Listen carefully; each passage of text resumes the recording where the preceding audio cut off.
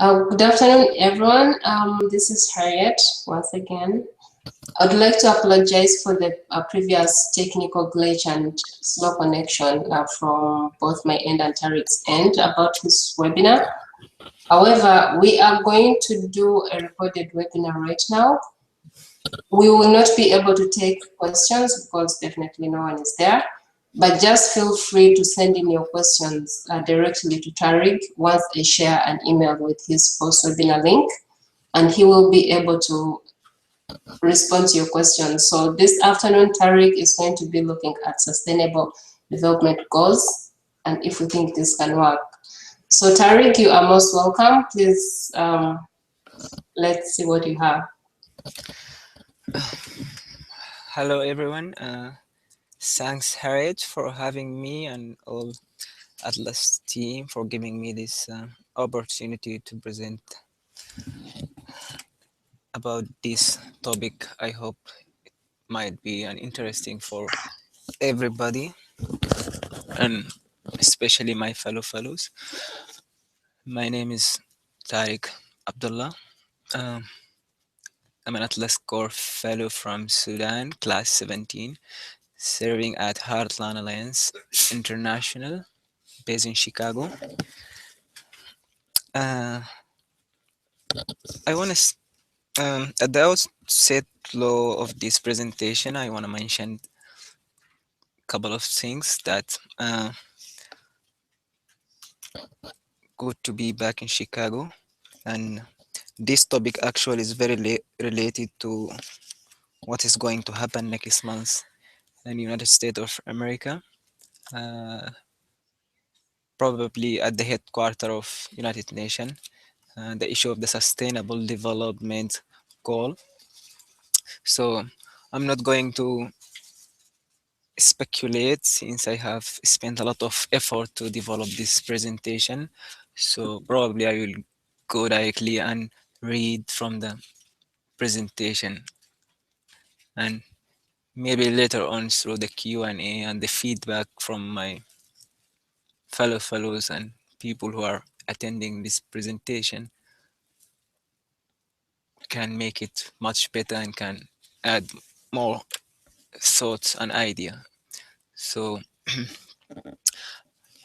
as we all know that before, before 2 decades, all the UN branches and all the UN agencies were operating differently based on the local context and the country that they are working in.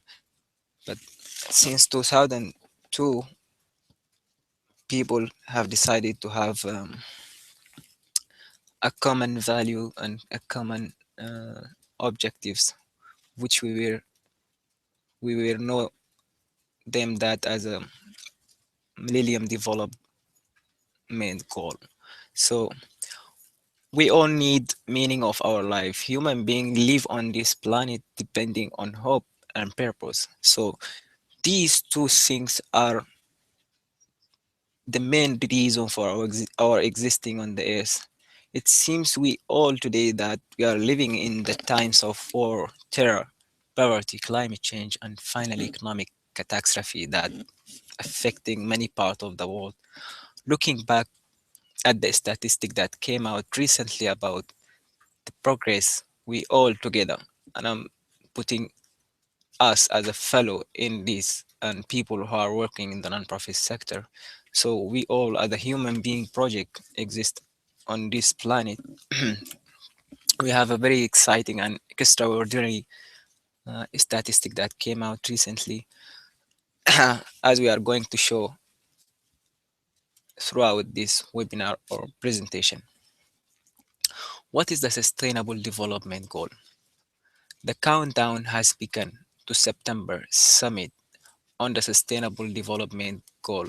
So with the national governments now discussing the 17 goals that could transform the world by 2030. The Rio Plus 20, Rio de Janeiro City outcomes document the future we want. Inter-Ally set out a mandate to establish an open working group to develop a set of sustainable development goals for consultation and appropriate action by General Assembly at its 6th session, which is going to held next September, which is probably next month, 2015, in New York at United Nations headquarters. Unlike the MDGs, which we were drowned by a group of men in the basement of UN headquarters, or so at the legend goes. I mean, some people believe on the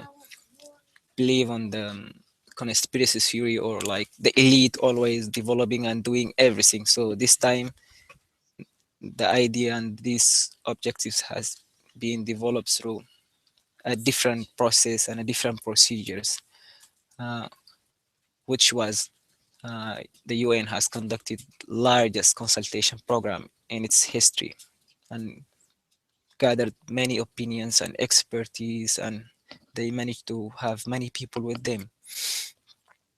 So as we are going to show, and as we go further in this presentation, we could figure out and understand the difference between the development process that the MDGs have gone through and the SDGs uh, have gone through, and what is the different, and what we are expecting from POS, and what POS are going to achieve. And since we already have seen what the MDGs have done for all of us, uh, and for the non-profit sector in particular. So what is the MDGs results? As we mentioned in the outlaw set of this webinar, there are so many good results have been achieved by the MDGs workforce. I mean, many people were not happy with the MDGs as something being developed by a few people, and most of the indicators and the information and the objectives that has been developed and connected with the Millennium Development Goals was related to the developed world. But with, with all of these challenges, also we see the results and the outcomes of these MDGs are really something could be taken as a positive achievement. Number one of this achievement is the number of people living on less than 125, less than $2, as we all know, a day being reduced by 50% or 40%, depending on how you measure it. And couldn't to find, I mean, I was looking for many statistic and information to figure out how this achievement has been done, and I couldn't find any adequate information or some good explanation for how that being achieved through the MDGs, since we already know that through the last 10 years there were so many issues, so many challenges that faced the people around the globe. And the only thing that I would recommend people to read and to watch is the World Economic um, Forum 2015, what we all know that the name of Davos. uh, William H. Gates and Melinda have cited in that uh, symposium very good thoughts and idea about how the MDGs managed to reduce the number of people who are living under the poverty line. Also, the 8 MDGs, as we know, the MDGs were 8, and now we are moving to 17 goals instead of. So the number now is increasing. So the 8s were reduce poverty and hunger, achieve universal education, promote gender equality, reduce child and maternity death, combat HIV and other diseases, ensure environmental sustainability, develop global partnership. These 8 objectives fail to consider the root cause of poverty or gender inequality or the holistic nature of development. Somehow, I wouldn't say 100%, It depends on from which side you are looking into these MDGs and their progress. While the MDGs in theory, in theoretical point of view, appeal to all countries, in reality, they were considered targets for poor countries to achieve with the finance from wealth states. I mean, every country will be expected to work toward achieving the SDGs. So this is the next point. Since we did the process that the MDGs have gone through, taking money from the rich country to the poor people. Now this idea or this theory is no longer exist. Everybody in this new set of goal or set of objectives, everybody should participate, everybody should finance, everybody should take the part that belong to and work on it independently. So, and this is, I believe, something that will really help us even to rectify the structures and the operation system of the United Nations as a agency that or other something that gather all of us together at the MGG deadline, which is this month or end of next month. So from the end of next month, we don't have, we will, we will not, we will no longer have the MDGs, and we will move on to the SDGs. Around 1 billion people still live on less than $2 or under the poverty line, and the World Bank measure on poverty, and more than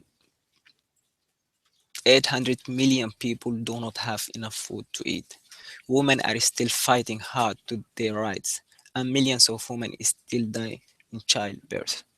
So these all issues are still facing us by the end of the MDGs, and we are going to take them into account while we are moving to the Sustainable Development Goal. So the Sustainable Development Goals, as I mentioned earlier in this presentation, it's like the double number of the MDGs. The MDGs were 8 objectives or 8 goals. Now we have 17 goals or 17 objectives that we are going to work together toward achieving them. Just reading them because I want to, scroll down and read the headline of the 17 objectives, and people can go to the websites and the resources that I'm going to share with people later on, and then they can read and have more idea or go in depth to understand each one of these objectives, since the time is so limited for this webinar. By 2030, this is the objective number 1, eradicate extreme poverty, which is already there in the MDGs. So we see like kind of similarity between both. This is the first one. The second one is the only difference that in the SDGs between ending poverty and the issue of hunger. In the SDGs now we have more statistics and specific informations, and we have more than 20 indicators just related to these objectives, which was not the case with the MDGs. By 2030 also, in the hunger, as I mentioned, access to the people, access by all people. Access by all people means the states now that are working toward this objectives. So we are no longer depending on like the foreign aid or the UN pulling the money from the rich state and push that money to the poor states. The idea is gonna work different way. The third one is also reduce the global maternity or mortality ratio to less than 70%. And this is something more uh, health related or technical issues, how the WHO and grand challenges and all these health agencies are going to achieve this goal as far as the health concern in a different part of the world, and this issue of maternal mortality and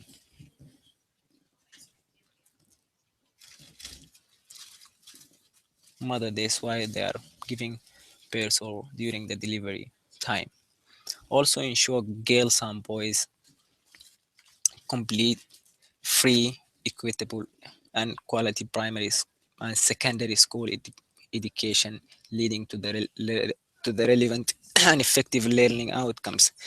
In the past, we know that uh, one of the MDGs uh, increase access to the equal education for both gender, girls and boys.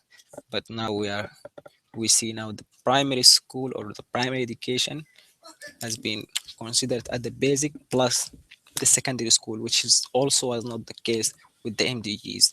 Now we have the secondary schools. That means we are moving forward and we are achieving now positive progress, because before the compulsory education was the primary one. Now we have the primary one and the secondary one, and something is being included in the SDGs or the Sustainable Development Goals.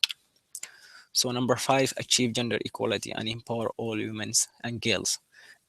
And this is something uh, very interesting. The gender now is separate objective, and it's like objective number 5, and it's very controversial objectives. People are making a lot of comments about it, since we knows that, and I believe people like Ernesto, for example, and his host organization might comment or give very good thoughts and idea about this, since the definition of gender has been changed slightly in different part of the world, and we might probably see the LGBT community as part of these objectives.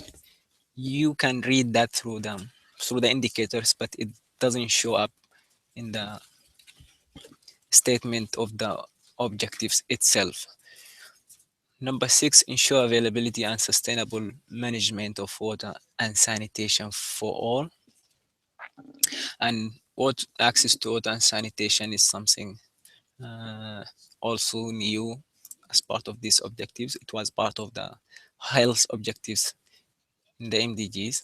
So now we have separate objectives for sanitation and water, because we have a problem now of climate change and nuclear weapons and operation units that affecting the climates and water resources and sanitation system could create a lot of health issue and death, even in the developed country in particular, actually, as it is mentioned in the indicators of these objectives and in the discussion that being rolled out about developing these sustainable development goals.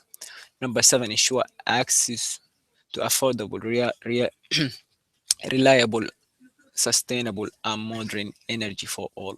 And this is the issue of energy is very interesting issue, and is very controversial for many people, as we see now the nuclear uh, deal between US and Iran, and how it's going to change the Middle East, and the idea or the treaty of honoring the new or the nuclear technologies and all the source of energy, and make it something available for all the countries, instead of make it something exclusive for particular countries, which we know them at the 5 states or the permanent members of the Security Council of the United Nations. Number 8 promote sustained, inclusive, and sustainable economic growth for full and productive employment and decent work for all. And this is something very related to the United Nations Labor Organization, or as we say the abbreviation of this organization, I believe the LB, ILO, or the labor organization, that part of the United Nations, and how they are going to develop the labor rights. And as we know now, in different part of the world, we have the idea of the corporations and multinational companies that created or developed many subhumans industries and work environment that need a lot of work to change these subhuman conditions for many laborers and poor people around the globe, and stop this exploitation that being done to them. Number 9, build resilient infrastructure, promote inclusive and sustainable industrializations, and foster innovations. And this is something not just related to the industries that related to the materialistic stuff. This is also could include something like Atlas, which is also kind of innovation or innovative idea that bring non-profit leaders from around the world and help them to create new ideas, and also something related to the social entrepreneurship. And it's very interesting, and it has many indicators people can look at when they read the resources of this presentation. Number 10, reduce inequality within and among countries. And this is also something related to the politics and United Nations Security Council, and how they people can work toward make the General Assembly of United Nations have more power, and certain part of the world could contribute much better in demonstrating or promoting peace around the globe, which is also has a separate objective, and we are going to read it very soon. Number 11, make cities and human settlement inclusive, safe, resilient, as and sustainable. And how people are going to make this the new idea of planning the air the rural areas around the globe, and providing safe and environmental friendly construction materials and engineering system. Number 12, ensure sustainable consumption and production patterns. Number 13, take urgent action to combat climate change and its impact. And this is, as we know now, is very interesting topic. And as we have seen many discussions and many things going around about this topic, in particular the climate change, because of, as we know, many countries refuse to sign many treaties that related to the usage of energy. And we know that the global warming issue, and the snow now is melting, and the water, and now our climate is getting colder and colder every year. So I would love to hear some thoughts and idea from people who are technically capable or have idea or interesting in this topic of the climate change. So number 14 is conserve and sustainable use to the ocean, seas, and marine resources for sustainable development. So this is how people are going to make sure that our water resources are in a good conditions. And I would recommend people to read the one of the water resources expertise. Also, I believe I added the link for this lady research down on the bottom of these presentations, and she cited something very interesting about the jellyfish, which, and she said the jellyfish is taking now the ocean, and this kind of fish is consuming everything in the fish, and it's mindless and it's highly consumptions.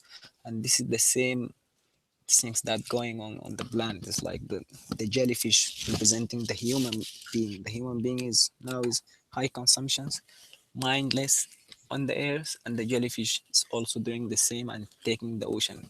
And at some point, these post species are going to destroy the project of the human being, or the project of the earth in particular.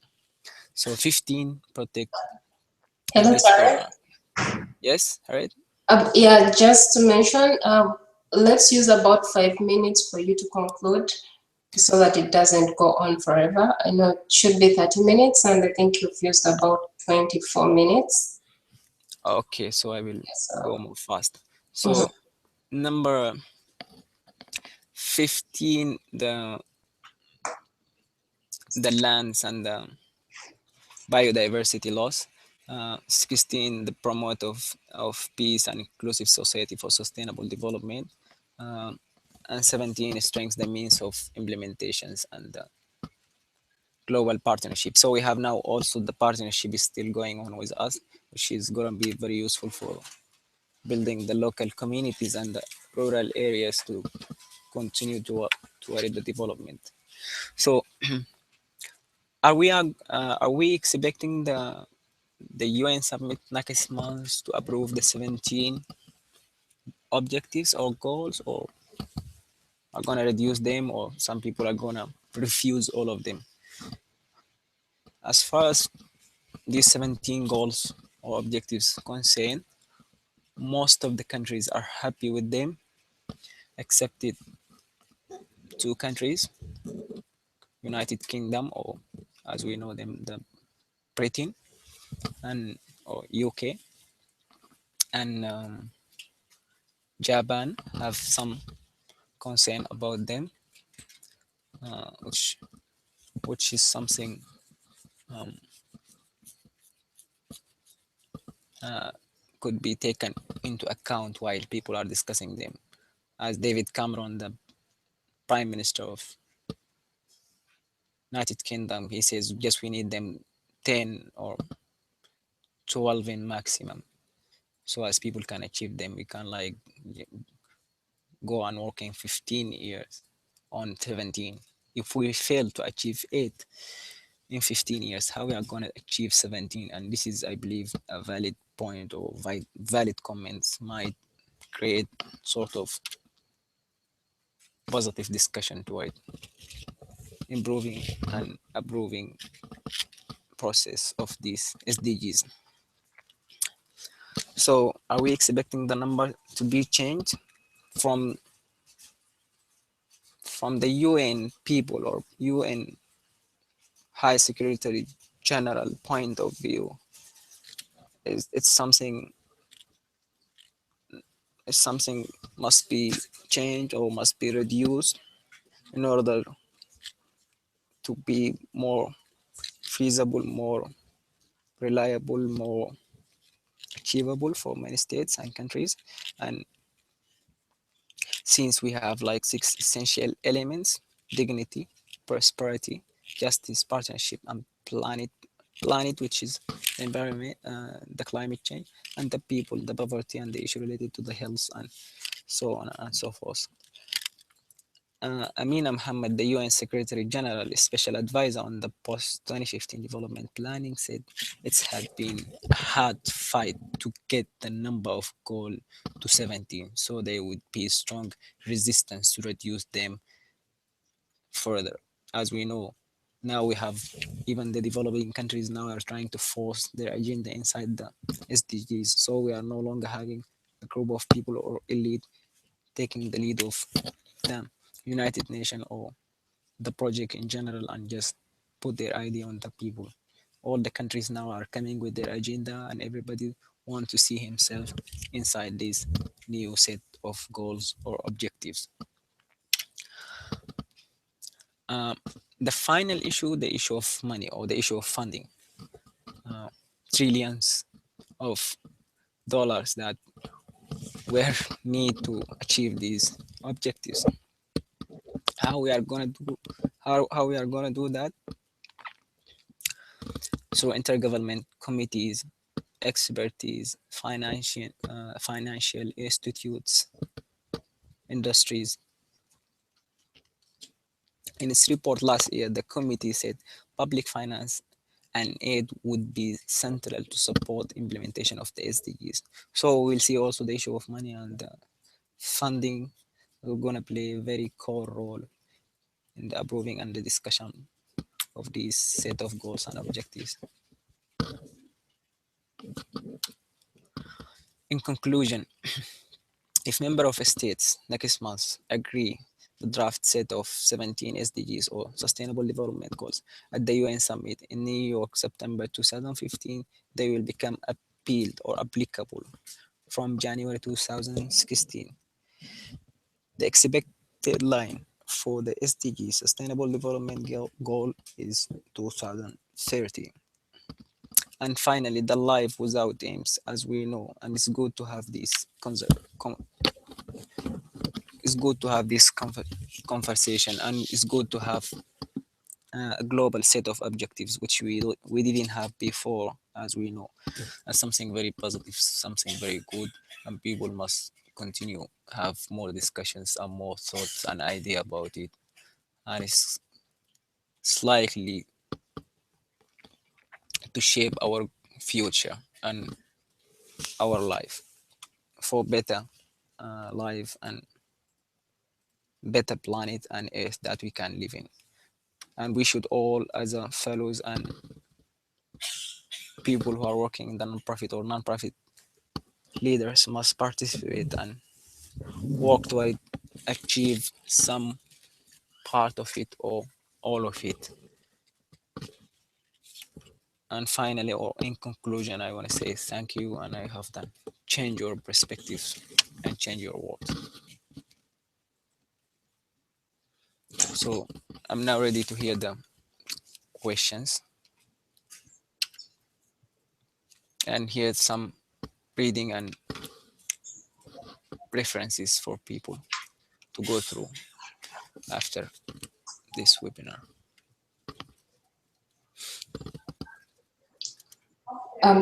Thank you so much, Tarig, for your webinar. This has been really insightful. I know I'm a big fan of the SDGs, but also had my previous questions on the MDGs and why the ones that were even never accomplished just went like that, and yet we see so many SDGs coming on board. 17 is too much, especially if we have a number of MDGs that are not addressed. And so it challenges us to see what exactly are we looking at in terms of implementation, how can we achieve the SDGs, and also who should we be looking at to help us in this campaign, or to drive achievement of the SDGs. So I am happy to share the link and your presentation with fellows. So if you could kindly send me the very final piece of your presentation, and in a short while I will be able to share the links with the fellows. I know they've not watched, but the presentation and the webinar should give them a very insightful review of what you have discussed here. So thank you so much, Tarig. And thanks for having me. Sorry? Thanks for having me. You're welcome, Tarig. Enjoy the rest of your day. Okay. Bye. Bye-bye. Assalamu alaikum.